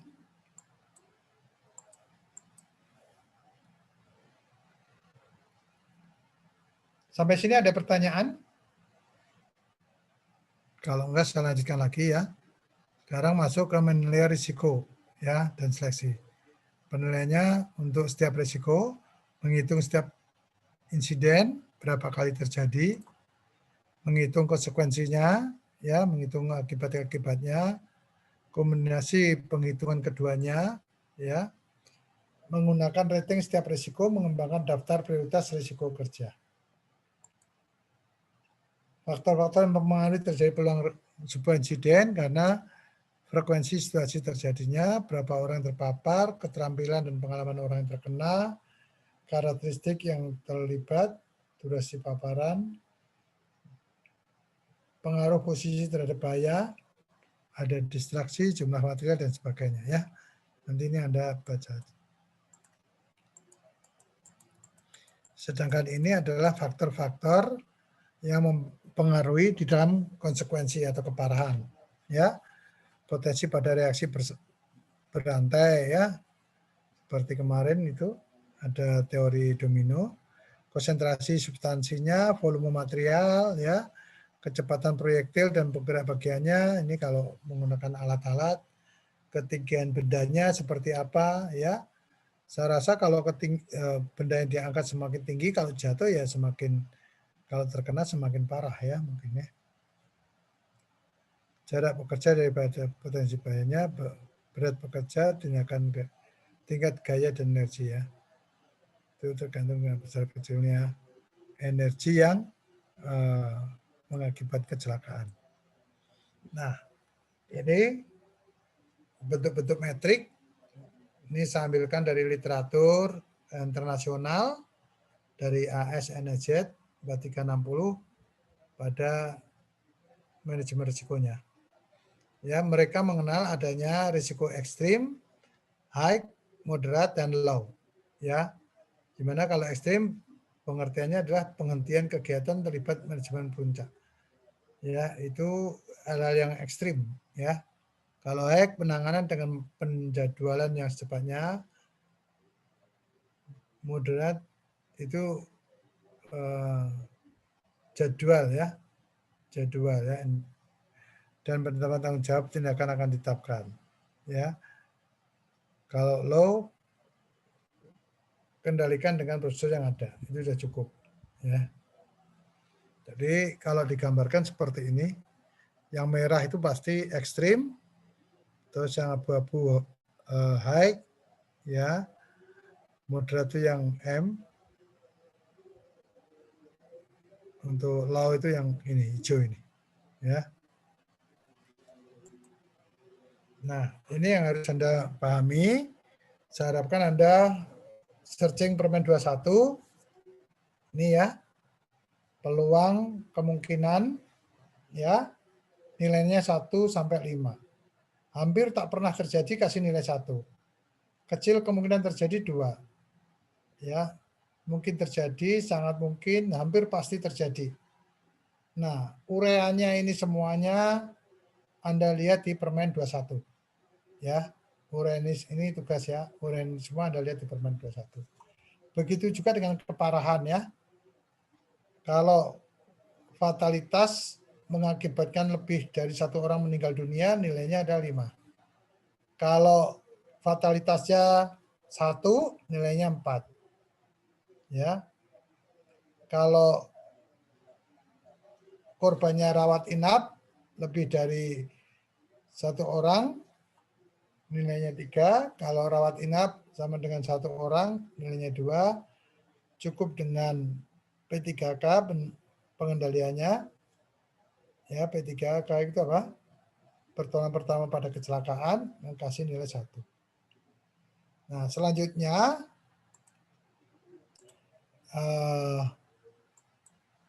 Anda hitung analisanya dengan rumus tingkat risiko kali peluang dan akibatnya ya.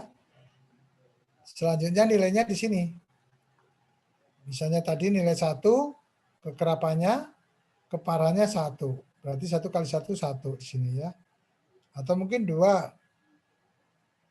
Ya, 2 itu bisa 2 kali 1 atau 1 kali 2. Ya, sini. Nah, ini ada batasannya. Saya harapkan Anda betul-betul paham supaya Anda nanti bisa menetapkan tingkat risiko.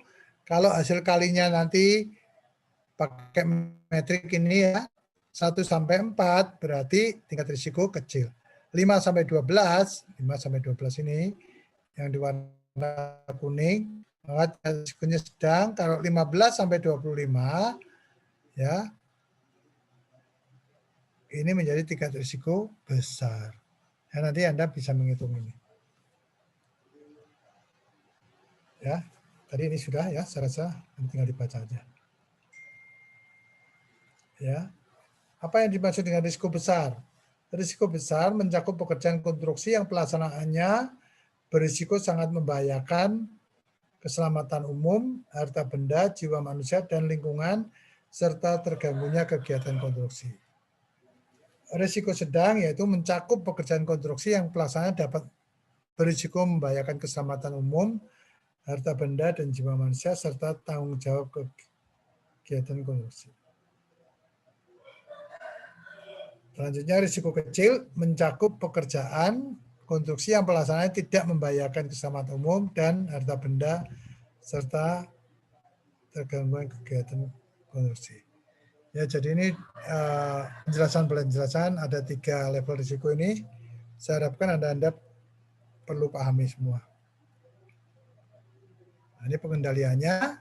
Ya, tadi sudah saya sampaikan ada eliminasi, ada substitusi, ada pengendalian rekayasa teknik, ya, ada pengendalian administrasi, ada alat pelindung diri. Ya. Jadi paling efektif itu kalau dilakukan pengendaliannya ya dari paling atas ini sampai ke bawah ini. Itu paling efektif. Kalau hanya mengendalikan paling bawah saja atau tengah saja ini malah nggak efektif ya. Jadi kalau mau mengendalikan ya dari atas sampai bawah ini dikendalikan semua.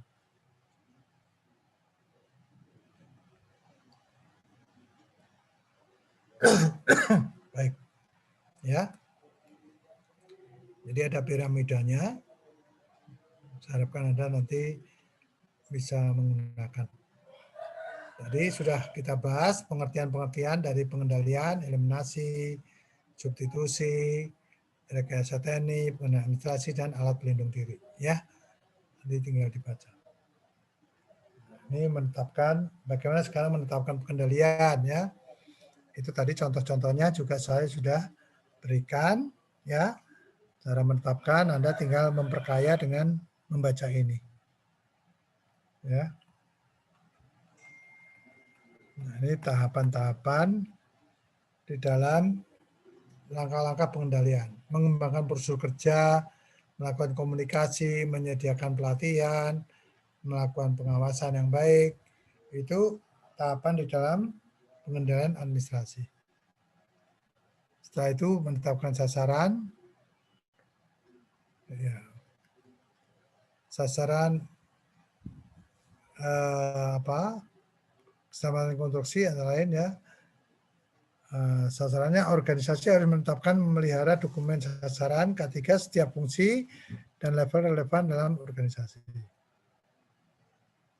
Ya, tujuannya untuk menetapkan penetapan tujuan dan sasaran kebijakan keselamatan dan kesehatan kerja harus dikonsultasikan dengan wakil tenaga kerja. Ya, dan ahli tenaga kerjanya maupun P2K3-nya.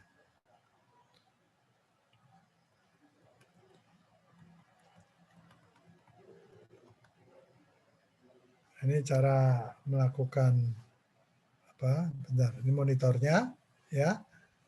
Monitor untuk menentukan periode monitoring, tinjau risikonya ya, sifat dari bahayanya, magnitude risikonya, perubahan operasinya, perubahan dari metode kerja, perubahan peraturan organisasi. Nah, itu untuk menentukan periode monitoring. Ya. Menentukan skala prioritas ya. Pertimbangkan keberadaan peraturan perundang-undangan yang ada, pengendalian risiko yang ada. Yang lalu sudah saya minta untuk mulai kompilasi ya atau mengumpulkan dulu data terkait dengan peraturan undang-undangannya ya. Dan saya harapkan Anda menggunakan metode SMAR ya. Ya.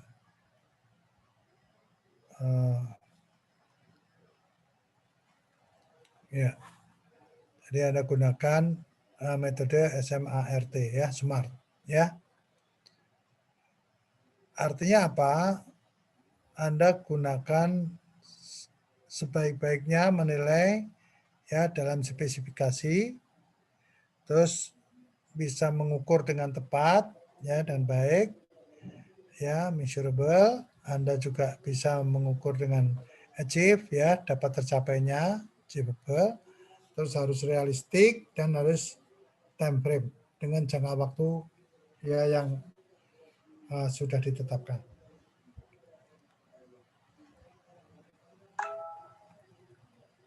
Ya, risiko dalam kegiatan pekerjaan itu biasanya kecelakaan terjadi, biasanya terjatuh, keracunan, tertimpa, kebakaran, keracunan gas, kesetrum listrik, dan masih banyak lagi.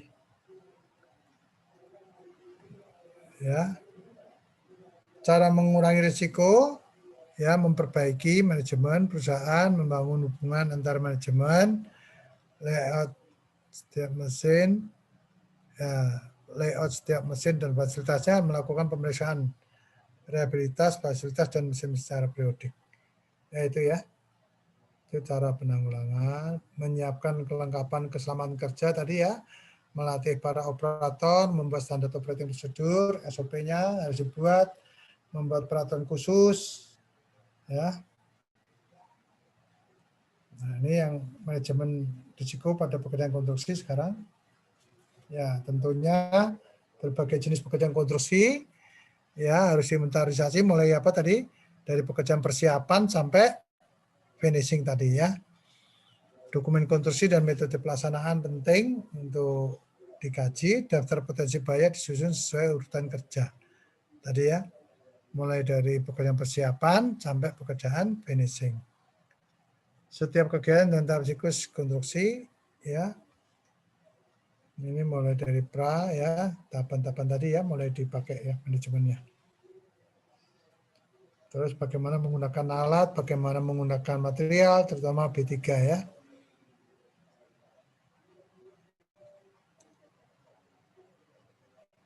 Selanjutnya mengkaji potensi bahaya dokumen konstruksi, ya. Tahapan prakonstruksinya itu visibilitas studinya, apakah ada, basic desainnya, DD-nya. Tahapan konstruksi demikian juga, ya, mulai dari pekerjaan persiapan sampai pekerjaan finishing tadi ya. Terus tahapan pengoperasian dan perawatan bangunan itu menjadi penting juga. Nah, ini misalnya ini daftar kuantitasnya, ada pekerjaan persiapan, ada pengukuran, ada di situ ada potensi bahayanya, ya. Potensi bahayanya terhadap siapa saja. Baik, tingkat frekuensi tadi, jenis kecelakaan berapa kali terjadi ya, tadi udah ya. Nah, di pekerjaan konstruksi ini Anda boleh lakukan penelitian kembali kalau mau lakukan ya, apakah persentasenya masih seperti ini ya. Jatuh dari ketinggian itu menduduki yang paling pertama ya. Kejatuhan tertimpa ya, benda dari atas dan sebagainya itu besar juga ya, 20,6%. Kecelakaan di jalan sakit jantung, terkena terjepit mesin, terbentur terlindas, jatuh tergelincir di lantai, tersambar petir, ya, kebakaran, peledakan dan sebagainya, itu ada angka-angkanya ini semua.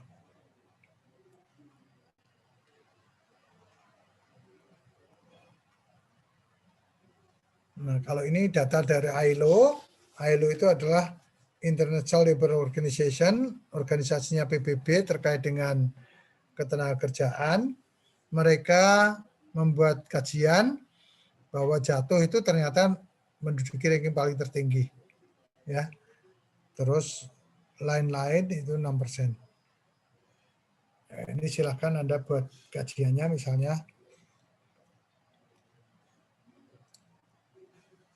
Baik, ini saya rasa nanti tinggal baca aja. Tadi sudah saya banyak sampaikan.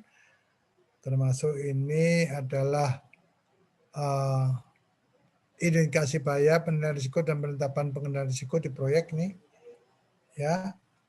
Nah, ini formatnya IBPRP tadi, ya. Nah, format ini yang dipakai sekarang yang kolomnya sampai 16. Mudah-mudahan Anda nanti sudah bisa download, ya. Terus nanti latihan, ya. Oke. Nah, ini ada beberapa contoh, ya. Kejadian di proyek dengan tindakan dan risikonya. Ya, yang seperti ini harus dikendalikan semuanya. Ya, silakan Anda nanti mengidentifikasi dari salah satu kotak ini, ya, dimasukkan ke dalam format IBPRP, ya.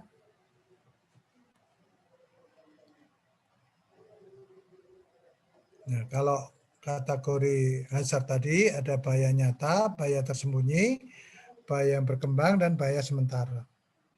Ya, bahaya laten itu biasanya banyak di listrik, ya. Listrik itu ada kabel, ya, meskipun stekernya di off-kan, dimatikan, ya, kadang-kadang di dalam kabel itu masih mengandung listrik, ya. Nah, itu bisa nyetrum juga. Itu bahaya tersembunyi, ya. Silakan nanti dipelajari. Nah, ini buktinya beberapa ada bahaya terjadi kecelakaan, ya, karena tahapan-tahapan yang 5 tadi tidak dilakukan dengan baik. Ya, Indonesia booming kecelakaan, ya, booming kecelakaan. Itu dimulainya pada tahun 2017 akhir sampai 2018 awal. Dimulai dari proyek LRT-nya Palembang. Ya, ini Anda bisa lihat gambarnya. LRT-nya Palembang saat memasang girder jembatan, ya, ternyata krennya nggak kuat, dia roboh. Saat mengangkat akhirnya semuanya hancur, ya. Begitu juga yang di Bogor, ya, itu juga girder jembatannya jatuh juga, ya. Nah, ini Anda juga melihat, ini sampel dari Liputan 6.com Jakarta, kren di proyek BOR juga jatuh ini. Begitu juga dengan yang di Desa Cukur Gondang, ya, Pasuruan ambruk juga, ya. Demikian juga yang di Pemalang Batang, ya. Ini di Jawa Tengah, ya. Jalan tolnya sekarang udah jadi, ya. Ini pernah jatuh juga.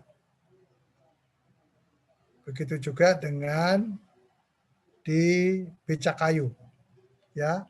Pilarnya waktu dicor ini meledak, ya. Jadi bagian atas ini meledak, hancur, ya. Ini juga. Terus, ya, begitu juga dengan yang di gedung. Anda juga lihat nih, banyak bangunan gedung yang roboh, terutama saat pengecoran, ya. Castingnya tidak sesuai, ambruk. Ini Anda bisa lihat, ya, beberapa, ya. Ini kejadian di Indonesia semua ini. Bahkan anggar bandara pun juga roboh nih di Makassar, ya. Di Bandung terjadi di alun-alun waktu itu, ya, terbakar ya alun-alunnya, apa nih toko yang di dekat alun-alun, ya. Ini juga Anda lihat gedung yang sudah sangat tinggi, ini kebakaran, ya. Belum lama juga minggu ini atau minggu yang kemarin itu juga ada gedung yang proyek yang terbakar ya, sudah tinggi proyeknya, ya terbakar. Nah ini terjadian terus nih ya. Ini juga jatuhnya scaffolding proyek ambruk semua tadi, ya ambruk semua. Ini harus dipahami. Begitu juga dengan proyek di Dubai ini, di Dubai gara-gara ada basementnya ada lubang, nih lubang air sedikit dibiarkan, airnya membesar, ya membesar, airnya jebol ya, airnya teruruk semua, apa kerendam air semuanya. Ya, ini kelihatan ujungnya aja, ya keringnya. Anda lihat ini saat pekerjaan pengecoran beton, ambruk, ya dicor, roboh, 4 pekerja tewas, keuruk beton segar seperti ini. Akhirnya kaku kan ini kan, karena terselimuti dengan beton. Meninggal 4 orang, ya. Nah, sampai di sini ada pertanyaan?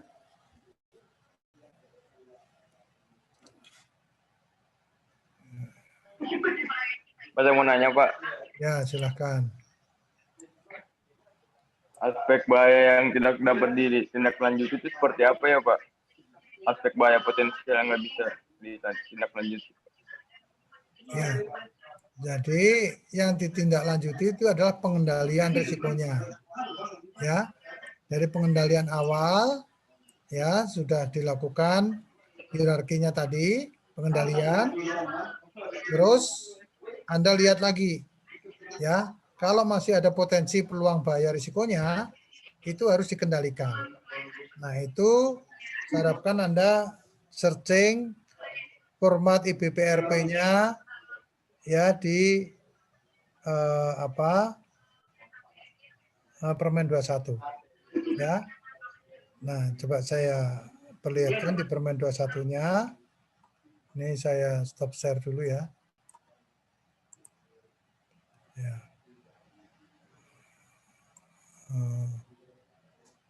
Mungkin di sini ya.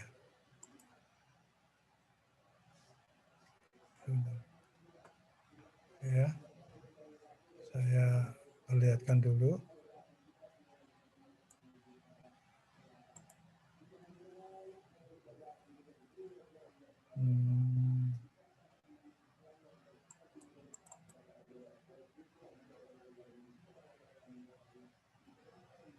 Bentar.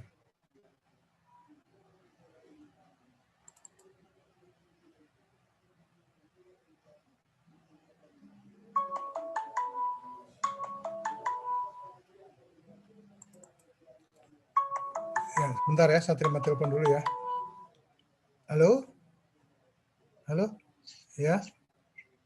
Iya, selamat pagi ya. Iya. Ini dari Banjarmasin ya, Mas? Pak Ajam. Pak Ajam, sebentar lagi, kira-kira jam 10 nanti telepon lagi, saya lagi ngasih kuliah. Bisa ya? Ya, lagi ngasih kuliah nih. Ya, oke, baik. Ya. Ya. Bentar ya, tadi ada telepon dari PU Banjarmasin. Saya mau perlihatkan ini. Ya.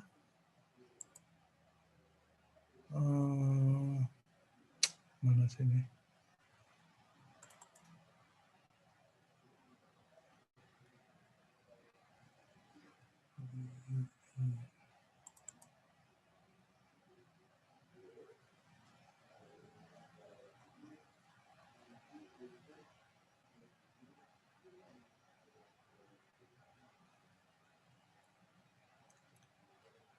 Bentar ya.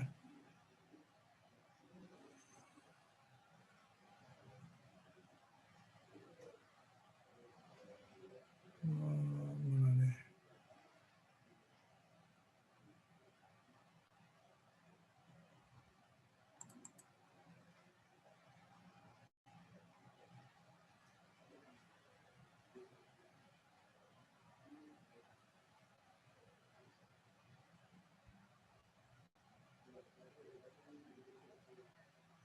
Oh,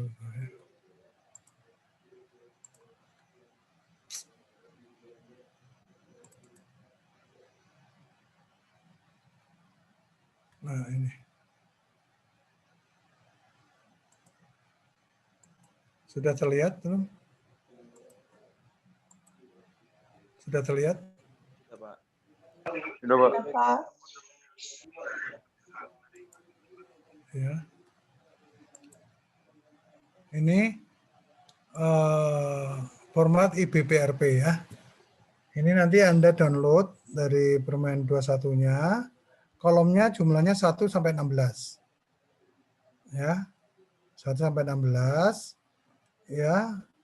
Nomor 1 ini nomor pekerjaan. Ini uraian pekerjaan mulai dari pekerjaan persiapan sampai finishing Anda tulis di sini. Ini nanti ini nanti kalau Anda kerja ya. Ya, untuk tugas Anda pilih salah satu kotak ya yang tadi nanti saya berikan ininya, materinya. Anda pilih salah satu pekerjaan yang ada di kotak tadi, contoh di proyek ya. Terus Anda isikan identifikasi bayar dan ini apa saja, itu terkait dengan 4 dampak tadi ya. 4 dampak, ada tenaga kerjanya, ada alat, ada material, ada lingkungan ya. Setiap pekerjaan itu pekerjaan. Setiap pekerjaan misalnya apa? Pekerjaan beton misalnya ya. Pengecoran beton ya. Nah, terhadap manusianya, terhadap material, terhadap alat, terhadap lingkungan. Nah, masing-masing jenis bahayanya apa tadi? Kan Anda sudah tahu tadi jenis bahayanya langsung. Ya, masing-masing. Ya. Terus ini dibuat sampai ke kolom 16 ya. Nah, persyaratan pemenuhan peraturan undang-undang seperti tugas yang pertama kemarin dipakai di sini sekarang. Kalau tadi ada menggunakan alat, berarti peraturan terkait dengan perundang-undangan tentang alat apa? Ya. Terus pengendalian awal tadi apa? Yang Anda lakukan terhadap eliminasi, substitusi, degradasi. Ini Anda tuliskan di sini. Yang dituliskan di sini itu langsung contohnya pengendaliannya ya. Bukan eliminasi, substitusi, bukan itu. Tapi langsung contohnya apa? Terakhir apa tadi? Penggunaannya APD-nya apa di sini? Ya. Nah, dalam pengendalian seperti itu karena ada penilaian risiko apa? Kemungkinannya berapa, keparahannya berapa, nilainya berapa, ya. Perkalian antara kemungkinan dan keparahan. Di sini kalau nilainya antara 15 sampai 25, Anda tulis apa di sini? Risiko besar. Ya. Nah, pengendalian lanjutan Anda lihat dengan pengendalian awal tadi, Anda lihat terus, Anda teliti, ya, itu supaya menjadi apa? Risiko dapat diterima, ya. Nah, kalau ada yang tertinggal, misalnya, oh surat izinnya harus ada, SIO-nya juga belum dimasukkan di sini, Anda masukkan di sini, izin, apa misalnya melakukan TBM, apa safety induction, tuliskan di sini. Ya, TBM itu toolbox meeting ya. Kemarin sudah ya. Terus kemungkinan yang terjadi apalagi ya, di sini harus sudah mulai kecil-kecil. Sini mungkin nilainya 1 atau 2 masih nilai 4 ya, tingkat risikonya kecil. Nah, ini bisa diterima. Ya. Gitu ya. Semua dari pekerjaan persiapan sampai pekerjaan ini harus Anda gunakan ya. Jadi Anda nanti download dulu tabelnya ini, kalau enggak ya Anda buat sendiri ya, seperti ini, mulai isi ya. Itu tugas Anda. Ya. Saya rasa itu ya yang harus Anda kerjakan. Ya. Sampai sini ada pertanyaan?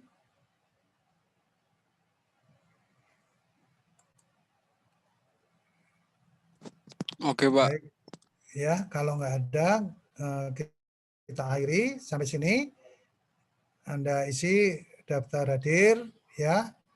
Jangan lupa nanti ketua kelas disampaikan ke jurusan, setorkan ke Mbak siapa? Biasanya Mbak siapa namanya?